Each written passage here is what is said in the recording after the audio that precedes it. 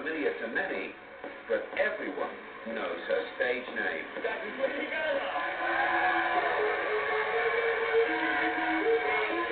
Pop phenomenon doesn't come close to describing the lady from New York.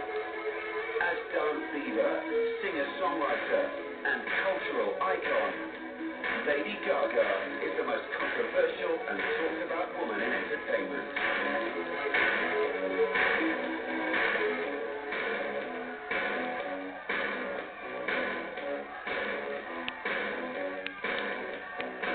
We all talk about her outfits. We want to talk about the way that she pretended to kill herself on the stage of the VMA Awards. So it's not just that she's in the conversation, it's that she is the conversation.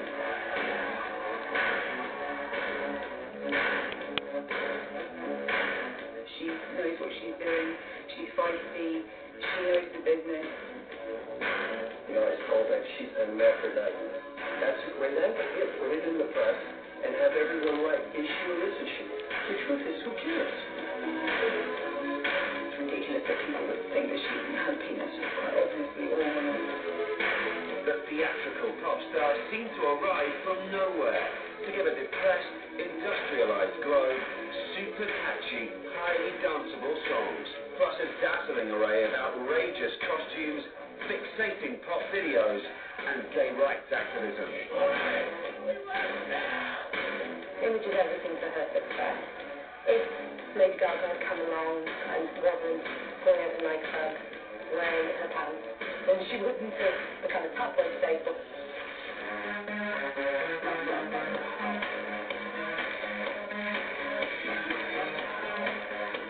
Since shooting to worldwide superstardom, Lady Gaga has sold 10 million records and a reputed 35 million singles worldwide. In March 2010, she became the first music artist to top 1 billion online views.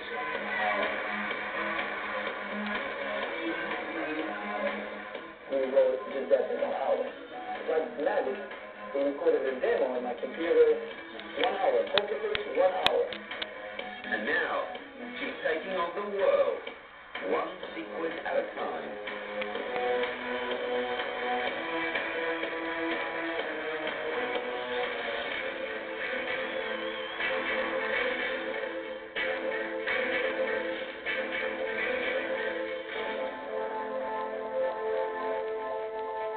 Born in Yonkers, New York on March 28, 1986, Stephanie Germanotta began learning piano aged 4.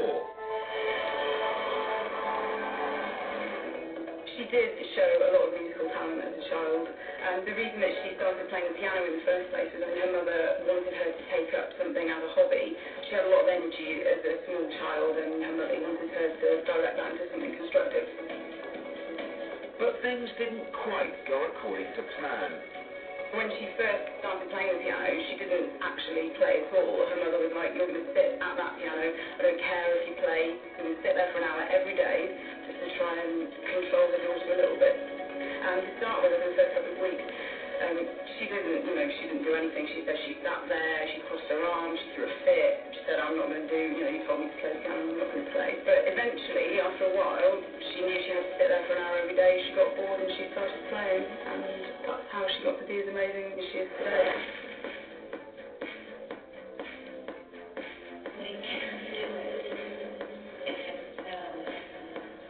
Lady Gaga is a talented musician, and actually if you look back on clips that have been shown of her on various shows, if you look on YouTube, there are clips of her, when she was younger. She's obviously a good pianist. She's not the greatest pianist in the world, but she's obviously a good pianist.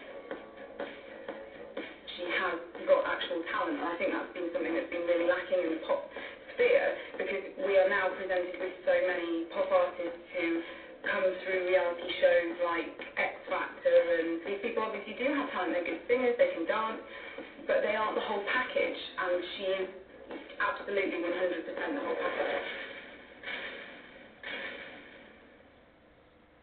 I really, really love what I do. I genuinely, I live and breathe and love music and my art, and I'm a very passionate person. And I guess when you feel as though you would be empty without your work. You don't mind the hustle, and you don't mind stopping. By age 13, Stephanie had begun writing ballads. She started writing songs by the time she was in her early teens. She'd already had thousands of hours of practice, having to practice every day. She was really, really into pop when she was a teenager, and she's spoken a lot about how she remembered going to see Britney, and she remembered screaming and being this kind of crazed super fan, and she remembers all the other people around her, all the other fans screaming and crying, and she said that was one of the things that made her want to make pop music exciting and ignite people's interest in it again. She was very influenced by New Kids on the Block. She was a big fan of theirs, and she actually got to support them and co-wrote some songs on their comeback album.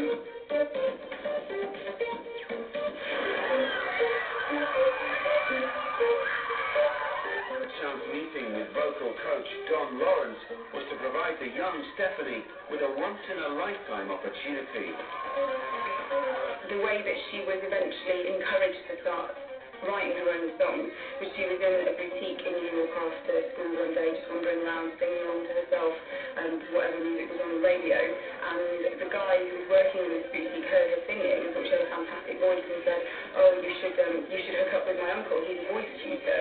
So it just happened out of nowhere. She was a little bit a bit scared at first, but she took the card and she went home and she made the call. And the voice tutor, the uncle of this random guy who happens to work in this boutique, was Don Lawrence, who is one of the most revered and the most famous vocal coaches in the entire world. One of the first bits of advice he had for her was, it's all very well to play the piano, it's all very well to sing, but you need to start developing and start writing your own songs. And that was why she started writing her own songs in the first place. For the vocalist, she is possibly not just the greatest vocalist in the world, but there is a quality to her voice, but when she uses it well, I think it really works.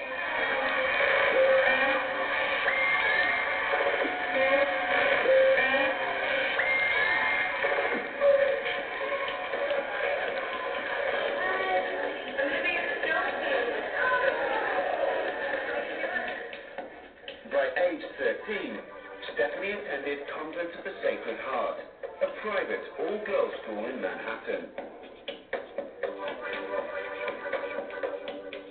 She came from a privileged background. She went to a quite exclusive Catholic high school. It cost a lot of money to send your daughter there. Same school that Paris and Nikki Hilton went to. Lots and lots of very famous alumni have come out of this school. Stephanie Germanato, obviously she was deprived of nothing because she's running around screaming and wanting to share whatever her enthusiasm is. I think it's a blessing. She didn't go with the same kind of ethic as lots of the girls that went who were just born into money and expected a lot. She went there thinking that she was going to work really hard because that's what she got from her parents.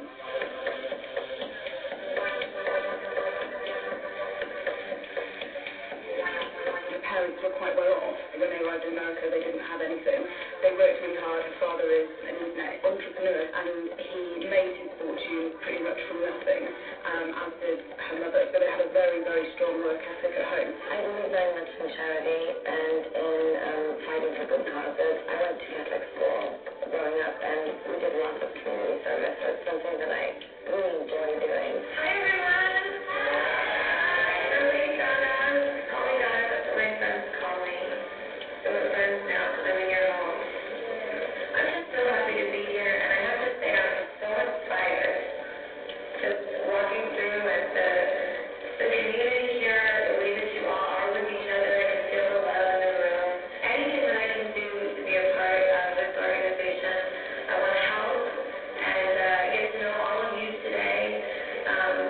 This is a transitional place, and I can feel in this room there's a lot of really, really amazing people that are ready for the future and ready to go out there and make a difference, and I'm just so proud of everyone. So thank you so much for having me.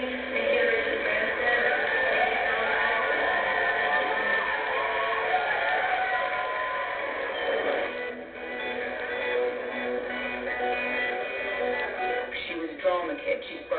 being a weird drama kid. She liked performing and she liked singing, and she was, because she didn't fit into those other cliques that were going on, she just concentrated very much on her studies. She was a great student. She worked really hard, got top marks for everything, but she didn't fit in there. And she found the atmosphere so repressive that when she got out and she went to university, she started to realise that this person, this Stephanie, this person that she had been for such a long time, isn't actually who she was at all.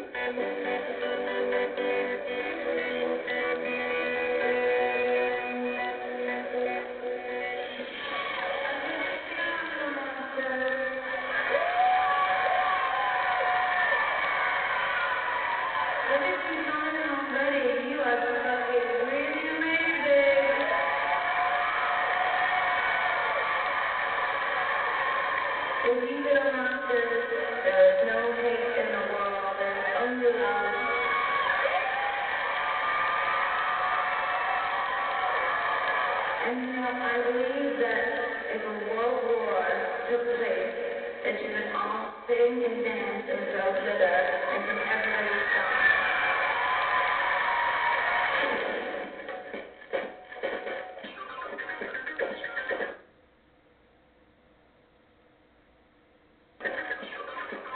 She started experimenting. This is when, kind of the whole no pants thing came in. She realised that was more who she was. She had a voice, she wanted to sing, she wanted to go out in her pants, she wanted to wear high heels, she wanted to make her hair crazy. It was all of these things had been bubbling up, and that was how she found herself. And she's so like, this is who I am, and if you don't like it, then that's tough, because I'm going to rule the world, and that's how it is. Head monster, the CEO of Monster.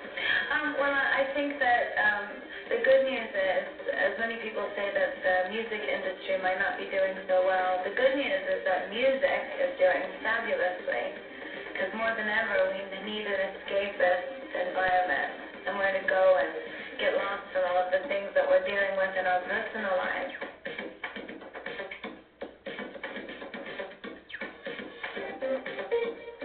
She knows that in the world that we live in, where media is thrown at us 24 hours a day, 7 days a week, 365 days a year, that you have to have a constant presence in it. And one of the ways that she does this is by presenting her image in a very striking way. Every picture of Lady Gaga will go into a newspaper, a tabloid, or a broadsheet in many cases, because she is doing very interesting things with her look.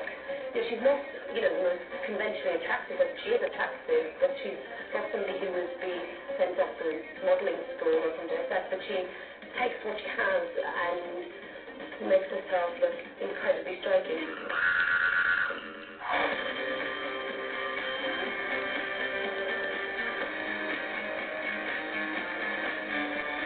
She attracts audiences.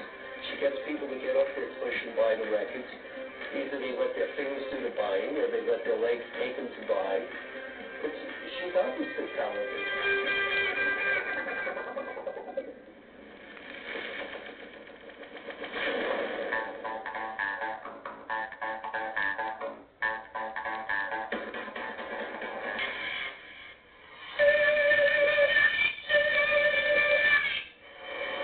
She invited her parents to come and watch her during one of these performances, and the first time they ever saw her perform, she was wearing a thong and she was wearing a bra, and she was lighting cans of hairspray on fire on stage and throwing around a beach ball that was covered with tiny tiled mirrors, and her father just completely fell to pieces and just said, I don't know what on earth she's doing. She's lost the plot. She's out of control completely. It's pretty sad. As your daughter out there, it must be pretty hard to see your daughter's bum cheeks, wobbling in front of you. You have some bras which you've stuck mirrors, tiles on. You have a stage show which isn't really much, but you have dreams of ruling the world, and that's what she did. I love you so much. It's been a real joy getting to know my fans in Germany, and it's always been a dream of mine to have success here, as the music here in Germany and the club culture has inspired so much of my music on the Fame Monster. So thank you from the bottom of my heart. And I remember last year I saw one of my favorite bands, Metallica, play in this arena. And I had lots to drink and was wearing denim and leather.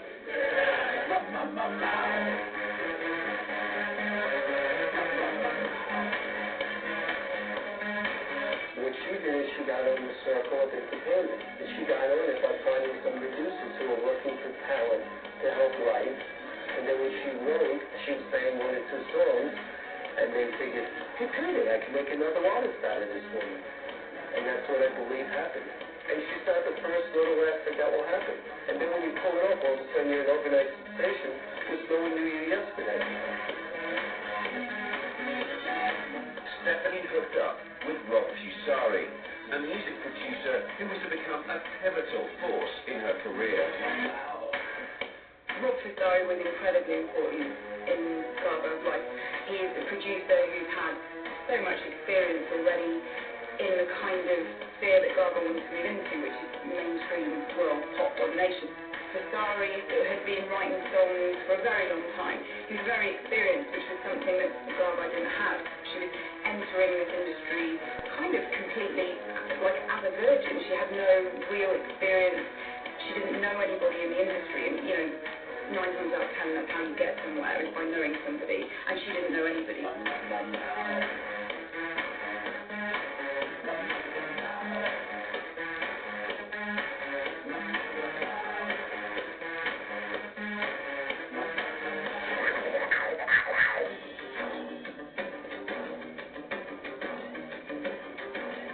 While working with Fusari, Stephanie acquired her attention-grabbing stage name.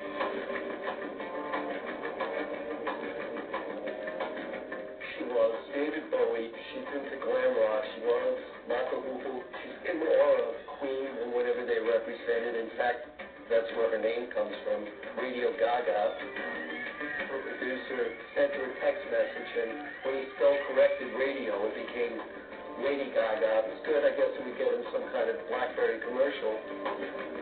She's presenting herself as a character, and what's fascinating for Lady Gaga is that the woman who once was definitely German up and out, she is Lady Gaga. This is who she is, this is who she's become.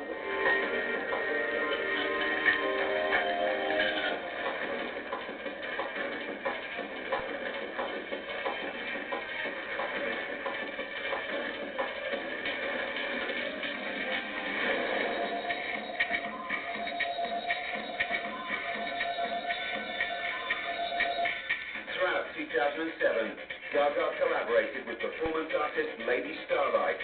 Their provocative burlesque pop act was a hit in Manhattan's nightclubs, but mainstream show business was nonplussed.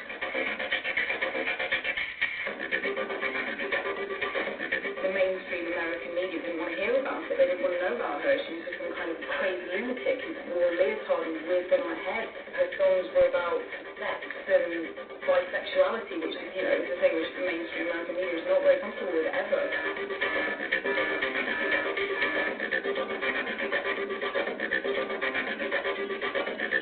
Rob Fusari took her to the first couple of meetings that she had with record labels when they were trying to shop around, trying to find her a record deal. So he took her to Def Jam. They did eventually sign her.